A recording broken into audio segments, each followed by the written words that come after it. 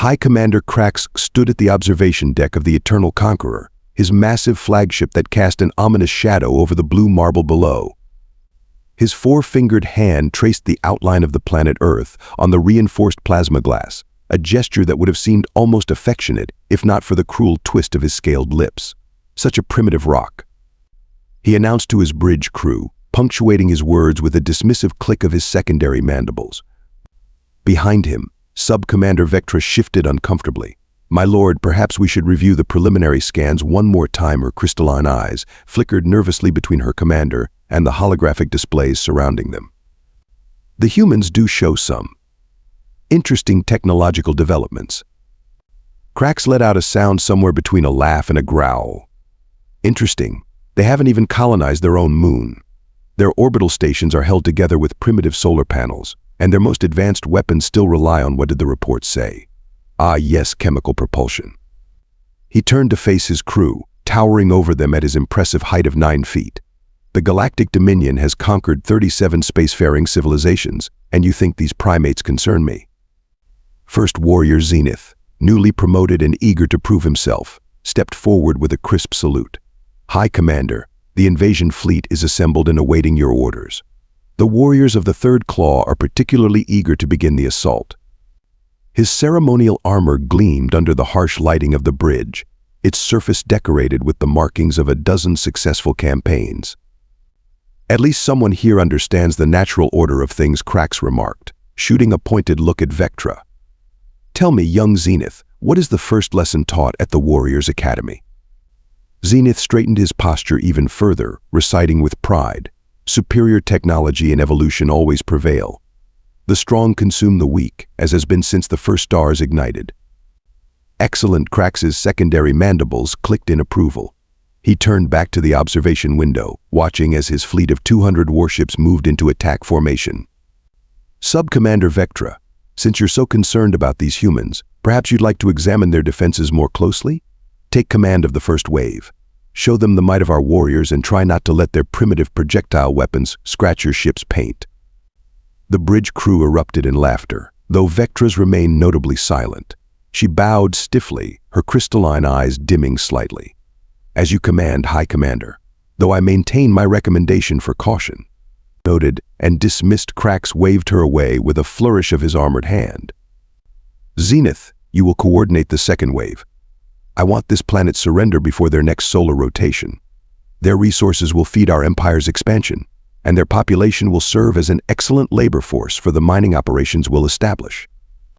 As his officers dispersed to their stations, Kraxx allowed himself a moment of smug satisfaction. Another primitive world to add to his already impressive list of conquests. The humans would learn their place in the galaxy, just as all others had before them. Their pitiful weapons and defensive systems would crumble before the might of the Dominion's warriors. Oh, how wrong he was about to be.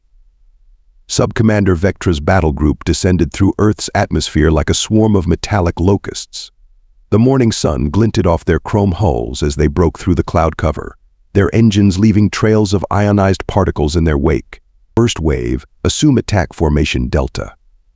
Target their primitive military installations. Let's give them a proper warning of what's to come. The response from her squadron leaders came instantly. Acknowledged, Sub-Commander. Weapons primed and ready. From her command chair, Vectra watched as the first salvos of plasma torpedoes streaked toward the human military bases below. The explosions bloomed like artificial suns, sending shockwaves across the landscape. Yet something felt off. The humans' response seemed too measured, too controlled. Status report, she barked at her tactical officer. "Minimal resistance, Sub-Commander. Their aircraft are scrambling, but their weapons appear ineffective against our shields. Their ground-based missile systems are primitive." As expected, the tactical officer, Kraxx, couldn't keep the amusement from his voice. "They're still using solid fuel rockets." Above them, the Eternal Conqueror maintained its position in high orbit. High Commander Kraxx's voice crackled over the command channel. "Report, Sub-Commander. Are these humans providing any entertainment at least?" Vectra watched as another wave of plasma torpedoes decimated what appeared to be a missile silo. "They're surprisingly organized, High Commander, but their defensive capabilities are limited. No energy shields detected, no plasma weapons, no. Then stop wasting time with these warning shots, Kraxx interrupted. Zenith, launch the second wave. Let's show these primitives what real warfare looks like. First Warrior Zenith's battle group descended like thunderbolts from the sky, their weapons already charging. His voice boomed across all command channels. Warriors of the Third Claw, show no mercy. For the glory of the Dominion. The combined force of both waves created a curtain of destruction across Earth's surface. Human aircraft fell from the sky, their missiles barely scratching the alien ship's shields. Military bases erupted in flames, communication centers went dark, and victory seemed certain. Kraxx laughed at his tactical display. Sub-Commander, their largest weapons platform, something they call a carrier, is attempting to launch more primitive aircraft. Should I even bother targeting it? Vectra's crystalline eyes narrowed. Something isn't right. Their defensive patterns, they're too perfect, almost as if. Sub-Commander, a panicked voice cut across the command channel. Multiple small objects detected, rising from concealed positions. They're everywhere. Before Vectra could respond, the first signs of what would become a legendary nightmare began to unfold. Small, innocuous-looking turrets emerged from hidden bunkers, ships, and installations. The humans hadn't been defenseless, they had been waiting. High Commander Vectra called out, her voice tight with sudden concern. I strongly recommend we. But it was too late. The overconfident Dominion forces were about to learn a brutal lesson about underestimating humanity's ingenuity. And somewhere in orbit, High Commander Kraxx was about to witness the beginning of his worst military disaster. The first indication that something had gone catastrophically wrong came as a sound. A sound that would haunt the survivors of the Dominion fleet for cycles to come, the distinctive whir of multiple barrels spinning up to speed, followed by a thunderous brrrrrrt. Evasive maneuvers, Vectra screamed as streams of depleted uranium rounds filled the sky. The humans' hidden weapons close in weapon systems they would later learn spat out destruction at rates that seemed impossible. 3,000 rounds per minute, per gun, each round capable of punching through even Dominion armor. First Warrior Zenith watched in horror as 3 of his ships literally disintegrated under the onslaught. Impossible. Their primitive projectiles they can't. His voice cut off as another barrage caught his wing squadron. 5 more ships erupted into balls of flame and twisted metal. High Commander Vectra's voice cracked with urgency. The humans, their weapons, they've upgraded them with some kind of shield-penetrating technology. Our defenses are useless. Above in orbit, Kraxx gripped his command chair so hard his claws left gouges in the metal. Status report. How many ships have we lost?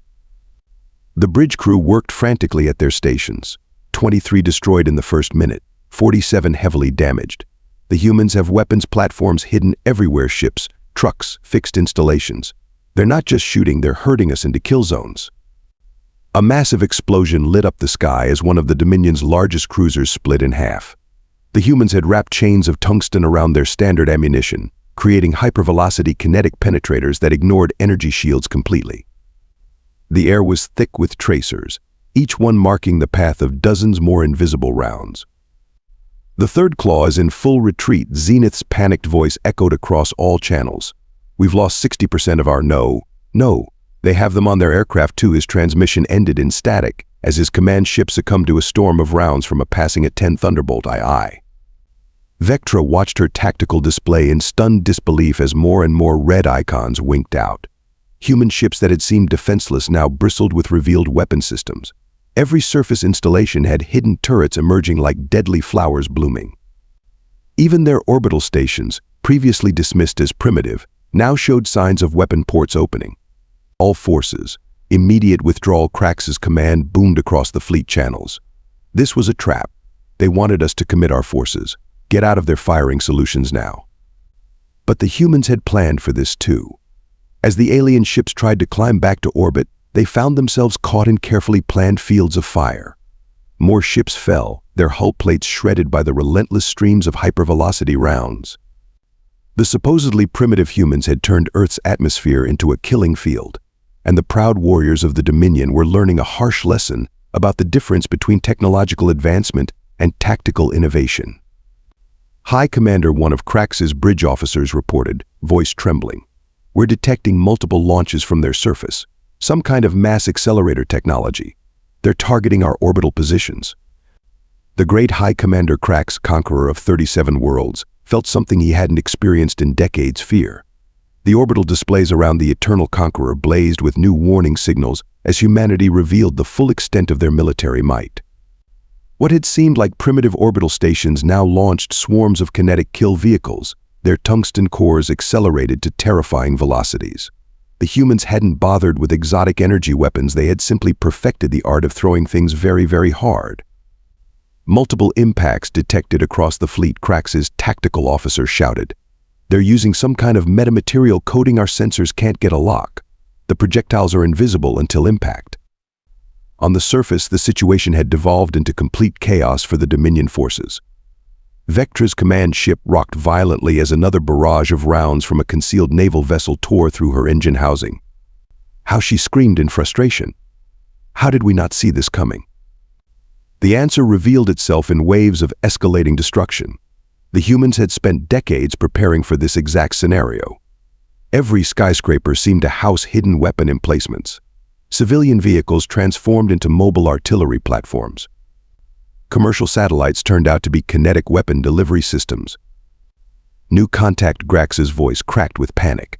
Their ground forces are deploying some kind of, oh great spirits of the void. Massive mechanized walkers emerged from underground bunkers, each one bristling with multiple rotary cannon systems. The humans had taken the basic concept of their devastating close-in weapon systems and scaled it up to terrifying proportions. 30, 40, 50 barrels per unit, all spinning up to their murderous rhythm. The second fleet is cut off, someone screamed over the command channel. They've trapped them in a crossfire. Energy shields failing across all ships. Zenith's replacement, Second Warrior Krell, tried desperately to rally his surviving forces. Form up. Form up on my position. We can still. His transmission cut off as a seemingly ordinary cargo ship split open to reveal a battery of naval railguns. The concentrated fire reduced his command ship to expanding clouds of superheated vapor. Above, High Commander Kraxx watched in mounting horror as more human weapons platforms revealed themselves. Their orbital defense grid had been disguised as communication satellites and debris. Now it activated, launching masses of shaped charge penetrators that ignored shields completely, relying on pure kinetic energy to destroy their targets. My lord, his navigation officer called out. The humans are deploying some kind of atmospheric denial weapon. They're filling the exit vectors with clouds of self-propelled munitions. The situation deteriorated further as humanity's ground forces began their counterattack in earnest. What had appeared to be simple combat vehicles now demonstrated their true nature: mobile platforms for dozens of independently targeting rotary weapons. The air filled with so many traces it looked like solid walls of light, each stream of bullets finding their marks with terrifying accuracy. 60% of our total force lost. The report hit Kraxx like a physical blow. The humans are advancing on all fronts. They're using our own tactics against us, herding our ships into preset killing zones. Vectra, her ship now crippled and falling from the sky, made her final transmission. High Commander, we never stood a chance. They let us think we had superiority. Every weapon system they showed us was a deception. The real ones were hidden, waiting. They have transformed their entire planet into a giant death trap. The humans pressed their advantage mercilessly. More ships fell from the sky as concentrated fire from hundreds of networked weapon systems overwhelmed their defenses. The proud warriors of the Dominion found themselves caught between waves of kinetic kill vehicles from above and storms of hypervelocity rounds from below. All forces. Kraxx's voice thundered across the command channels. Emergency withdrawal. Get clear of this system at all costs. The humans are not what we thought they were. But the humans had one final surprise in store. As the surviving Dominion ships tried to flee, they discovered that humanity's mastery of primitive ballistic weapons extended far beyond their atmosphere. The moon, dismissed earlier as an uncolonized rock, began launching its own salvos of magnetically accelerated projectiles. From the burning bridge of the Eternal Conqueror, High Commander Kraxx watched his mighty invasion force crumble. The tactical displays told a story that would haunt the Dominion for generations to come. Over 70% of their fleet destroyed or crippled in less than 2 planetary rotations. Full analysis of human military capabilities coming through. High Commander, his science officer's voice shook with a mixture of fear and awe. They never stopped developing ballistic weapons. While other races focused on energy weapons and shields, they perfected the art of kinetic warfare.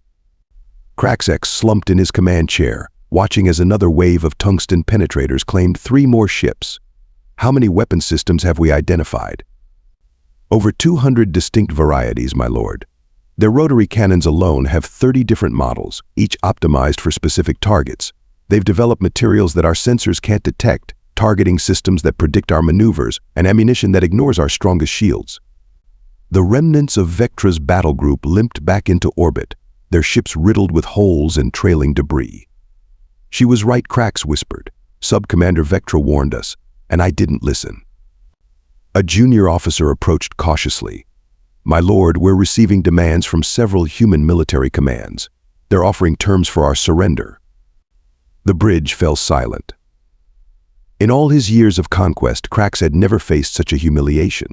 His mandibles clicked rapidly, a sign of extreme agitation. They knew we would underestimate them. Every primitive appearance was carefully crafted deception.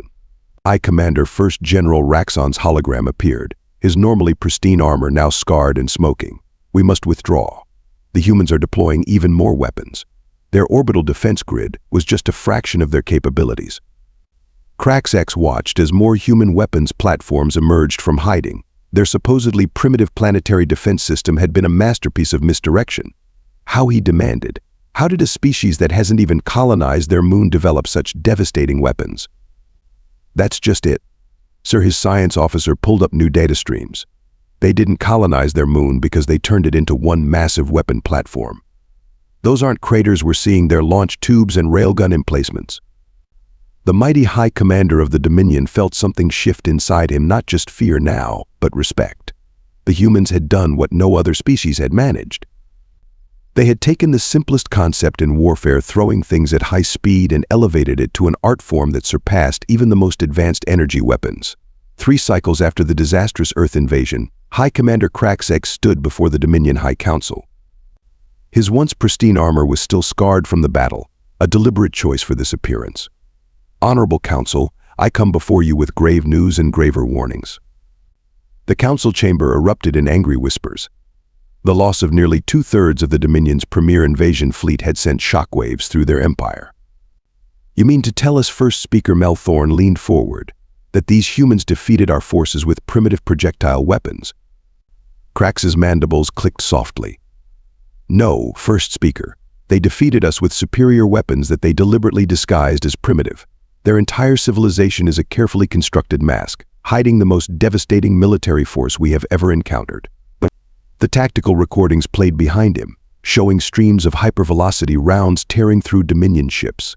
The distinctive sound of human rotary cannons filled the chamber, causing several council members to flinch. Their weapon systems were beyond anything we imagined possible. They didn't just improve on basic principles, they perfected them. While we focused on energy shields, they developed materials that made our sensors useless. While we built plasma cannons, they created ammunition that could pierce any defense. Kraxx turned to face the full council. I stand before you not just to report a defeat, but to recommend an immediate peace treaty with Earth. The humans have sent terms remarkably generous ones, considering their total victory. They request only that we recognize their sovereignty and establish diplomatic relations. The council chamber fell silent as the implications sank in. Finally, First Speaker Melthorn spoke. And if we refuse, then we risk losing everything. Kraxx's voice carried the weight of his experience. The humans showed us only a fraction of their capabilities. They turned every piece of their technology, no matter how simple it appeared, into a weapon of unprecedented destruction. And now they know we exist. As the council deliberated, Kraxx reflected on his last communication with the human commanders. They had been professional, courteous, even as if the complete destruction of his fleet had been nothing more than a simple demonstration. Let the record show, he concluded, that on this day, the Dominion encountered a species that taught us the true meaning of superior technology. The humans didn't need exotic energy weapons or antimatter bombs. They simply took the most basic concept of warfare and elevated it to an art form that surpassed our greatest achievements. The council voted unanimously to accept the humans' terms. And in the cycles that followed, a new saying spread through the Dominion fleets: beware the species that perfects the simple things, for they have mastered the art of war itself.